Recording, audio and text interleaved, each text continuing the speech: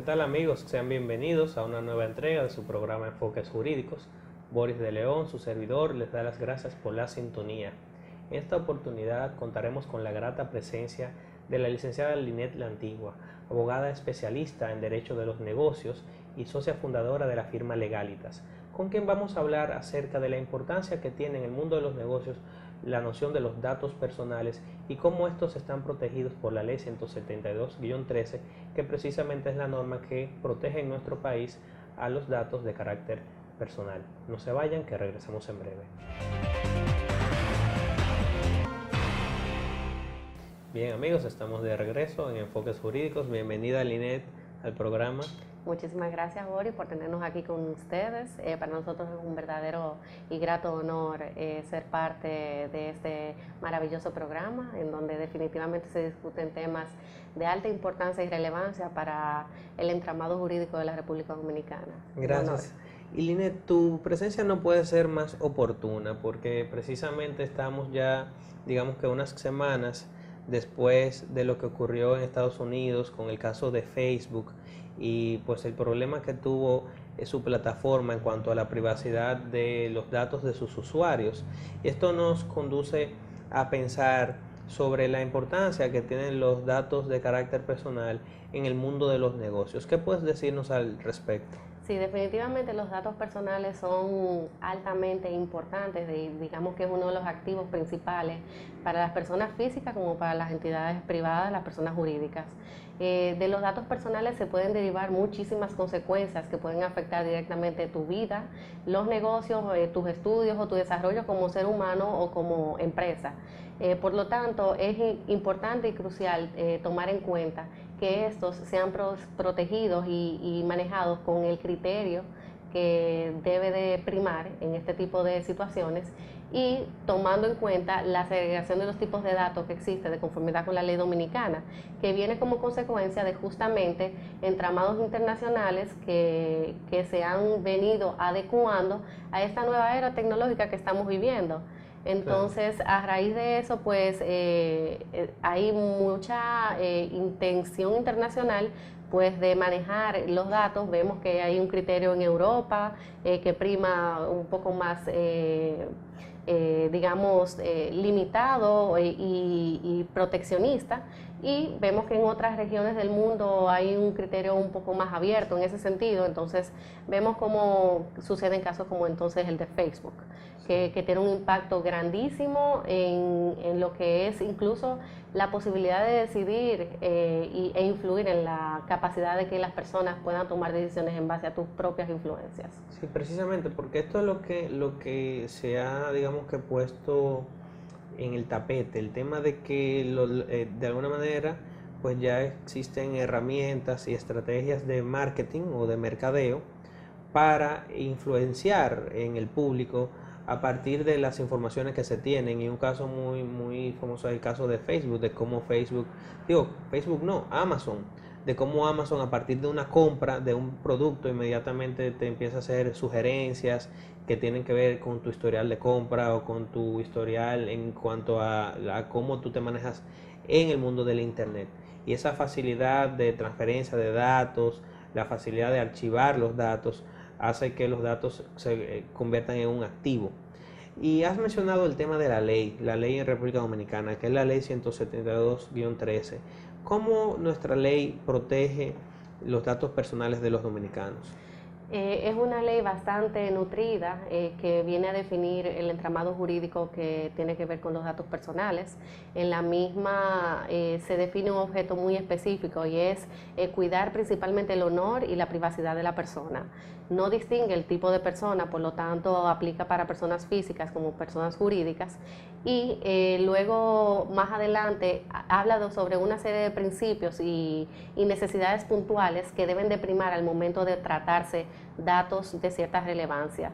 Y luego también habla de otros datos que no necesariamente tienen que, digamos, ocupar un espacio en esta forma de hacer valer estos datos, y por lo tanto tienen un tratamiento radicalmente distinto. Vemos entonces los datos privados y vemos los datos de índole pública, que se delimitan en la ley y en los datos privados, necesariamente se debe de manifestar un consentimiento expreso, inequívoco y consciente de la persona que está cediendo esos datos.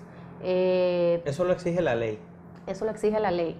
Y en esa misma medida, luego de manifestarse ese consentimiento, esos datos privados entonces sí pueden tomarse para los fines a los cuales fueron cedidos, fueron otorgados. Es decir, que existe una limitación inicial que tiene que ver con el consentimiento del titular de los datos. Esto implica que la persona acepte de manera consciente que sus datos sean utilizados por la empresa o el banco X con el que se esté relacionando.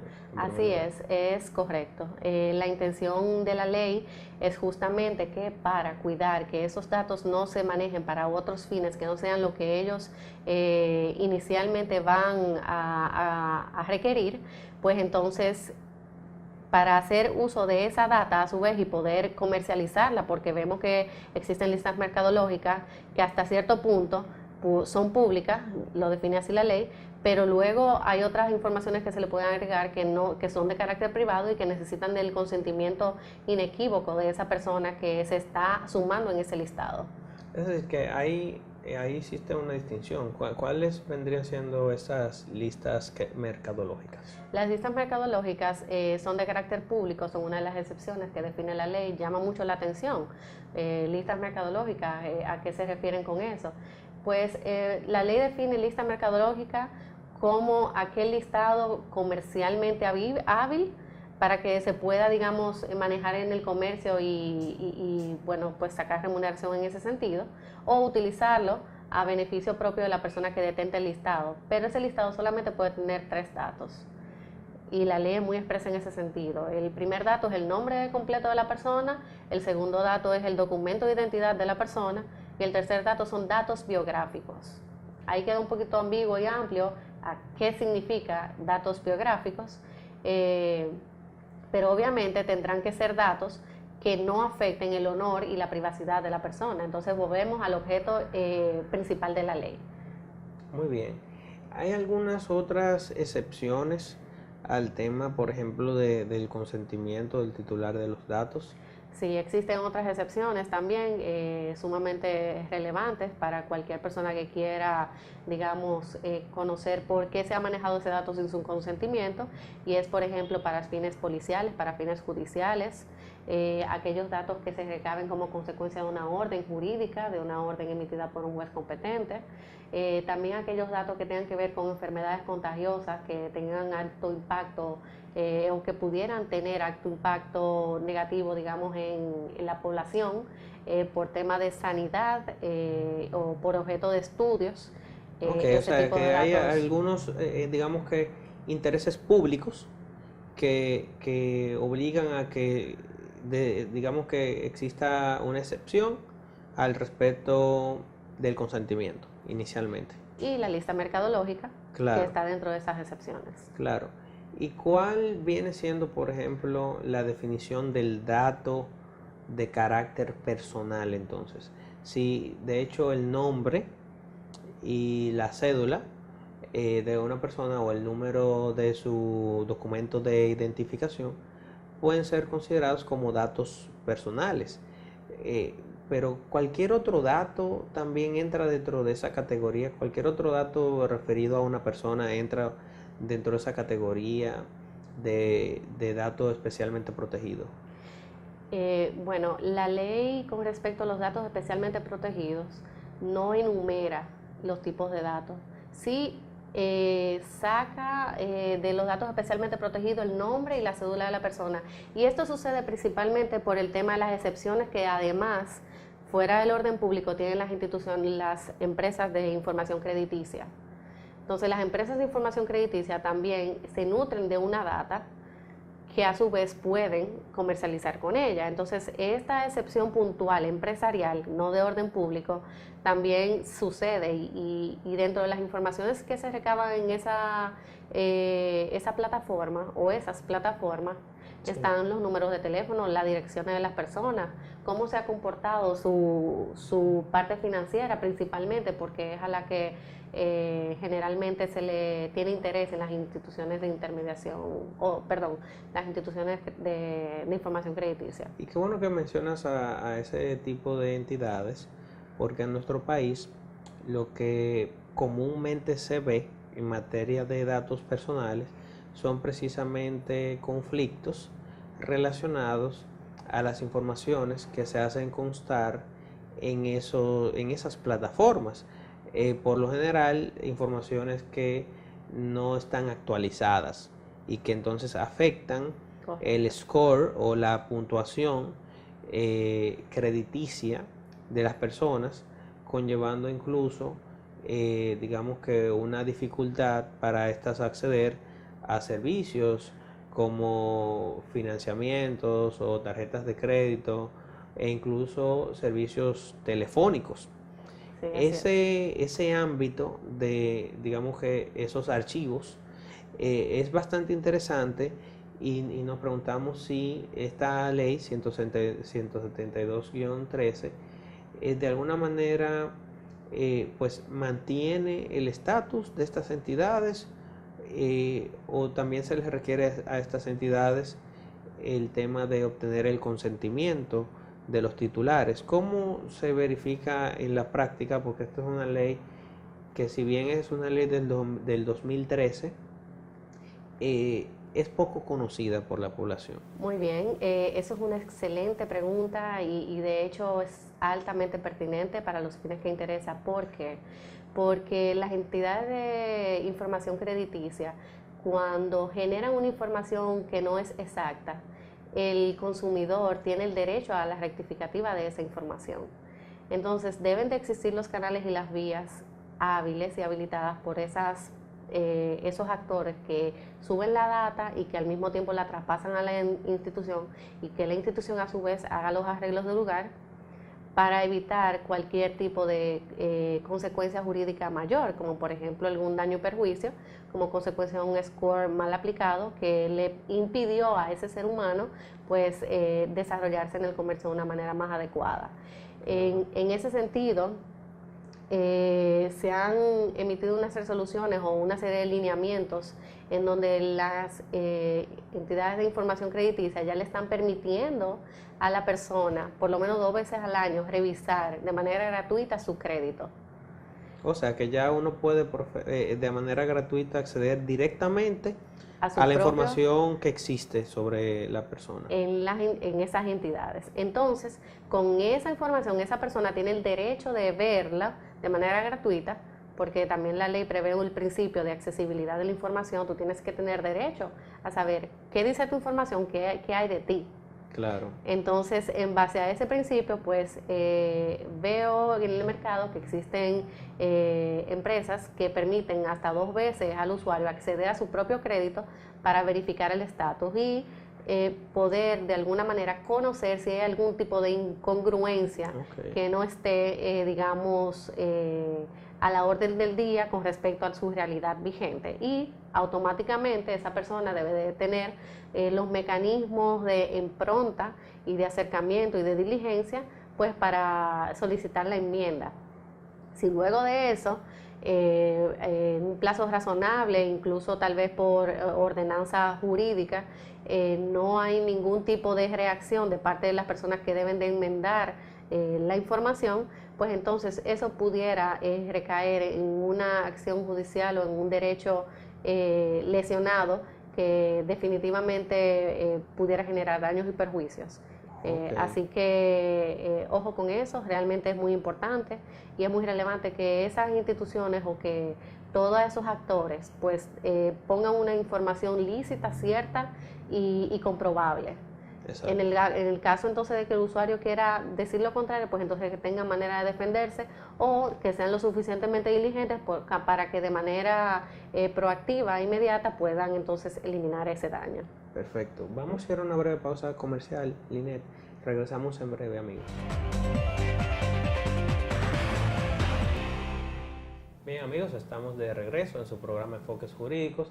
compartiendo con Linet la Antigua, abogada especialista en Derecho de los Negocios, con quien conversamos acerca de la protección de los datos personales en el país, a propósito precisamente de las transacciones comerciales que a diario se realizan. Linet, en el segmento anterior terminaste dando señalamientos sobre lo que ocurre en los casos en los que las personas o empresas depositarias de archivos de datos personales incumplen con sus obligaciones respecto al derecho de rectificación, por ejemplo, que es el derecho que tiene la persona titular de pedir la enmienda o la corrección de la información que se está publicando.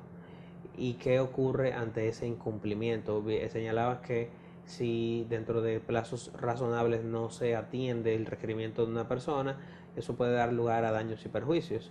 Ciertamente, y de hecho, la Constitución de la República, en adición a la posibilidad de reclamar daños y perjuicios, prevé también una acción constitucional, que es la acción de habeas data, que está, digamos que regida por un procedimiento expedito, similar al de la acción de amparo, y cuya finalidad es precisamente proteger ese derecho a la autodeterminación informativa, a tú como persona controlar la información que sobre ti existe en archivos de carácter público o privado. Y esto me lleva a una pregunta importante. Ya abordamos digamos que lo que sería el requerimiento básico para que una empresa tenga acceso a mis datos, que sería inicialmente que obtenga mi consentimiento consciente e inequívoco y expreso, ¿no? O sea, que tiene que ser firmado o tiene que haber alguna prueba de que yo di mi consentimiento y no se puede presumir, ¿no? Pero luego de yo dar el consentimiento, ¿cuáles obligaciones tiene la empresa respecto a mis datos? ¿Puede hacer lo que se le antoje o solamente puede hacer determinadas actuaciones? Esto incluso se relaciona con lo que hablábamos al principio, de lo que ocurrió con Facebook, que un montón de datos fueron utilizados por una tercera empresa que se dedicó a hacer análisis sobre esos datos con miras a una campaña presidencial, la campaña presidencial de las elecciones que hubo en Estados Unidos. Entonces, estoy seguro de que las personas que entran a la plataforma de Facebook no entran con el objetivo de que sus datos sean utilizados para esos fines. ¿Qué nosotros tenemos en el ordenamiento jurídico para proteger o delimitar la capacidad de actuación de esa empresa que posee nuestros datos? Sí, definitivamente el tema del momento de manifestar el consentimiento, el hecho de que sean esos tres pilares, inequívoco, expreso y consciente, son extremadamente importantes. El usuario debe de tener la diligencia de tratar de indagar a profundidad cuando se le presente, por ejemplo, un contrato de adhesión. Pero también puede ser un contrato independiente en donde revise bien las cláusulas por las cuales realmente está manifestando su consentimiento. Eso que adviertes, para que el público sepa, son las letritas pequeñas que colocan en los contratos para uno acceder a servicios de telefonía, servicios bancarios, servicios de internet, que generalmente no leemos. Exacto, entonces es importante puntualizar que aparte del uso del dato para fines de la propia empresa, dentro de esas letras pequeñas, como tú bien dices, también puede haber una cláusula de cesión de esos datos a terceras personas. Oh, o Entonces, sea que si eso significa que tú has manifestado tu consentimiento de que terceras personas utilicen esos datos para fines que tú no controlas. Exactamente. Entonces, si está esa cláusula, es muy probable que esa información pueda, digamos, ser vendida y cedida a terceras personas para los fines que esa tercera persona le interese. Claro, por eso es que de repente a una persona le llaman de un determinado comercio y uno no tiene ni idea de cómo esa persona consiguió su número telefónico, por ejemplo. Sí, realmente es Y una su correo práctica que viene electrónico. dándose y eso viene atada a algunos contratos de telefónica que en sus contratos de adhesión prevén algún tipo de cesión, pero también sucede en los bancos, también sucede en las empresas de comercio genérico que Sí. tienen de luz, de de venta de productos, en donde tengas que firmar incluso en la misma factura, puede venir esa cláusula, prácticamente puede venir en cualquier lugar, siempre tener el ojo avisor. Sí. Entonces, con respecto al tratamiento de los datos y de cómo se va a comportar el manejo de los mismos, con respecto al consentimiento que el cliente ha dado, es importante que las empresas tomen las previsiones adecuadas con respecto a su personal, porque estos son, digamos, dependientes y mandatarios de ellos, y por lo tanto cualquier acción no acorde a lo dispuesto en el convenio entre el cliente y empresa, pues puede traer consecuencias para la empresa. Sí. Entonces, en ese sentido, es importante que tomen en cuenta la consideración de incluirle siempre en su protocolo en su protocolo de entrada, claro, alguna cláusula de confidencialidad, o algún contrato de confidencialidad, claro, en donde ellos se obliguen a cuidar y manejar y hacer el uso adecuado de la data que tienen acceso como consecuencia de su empleo dentro de esa institución o dentro de esa empresa. Claro, porque incluso eso tiene que ver con la seguridad de los datos. Sí. Eso tiene que ver con la seguridad de los datos, que una vez cedidos o una vez, digamos, que su acceso autorizado, no puede tampoco ser manejado con un carácter ligero o un carácter arbitrario, porque entonces eso puede lesionar al titular de los datos. Correcto, que sería la empresa. Entonces, como los empleados son mandatarios, la acción jurídica sería a la empresa.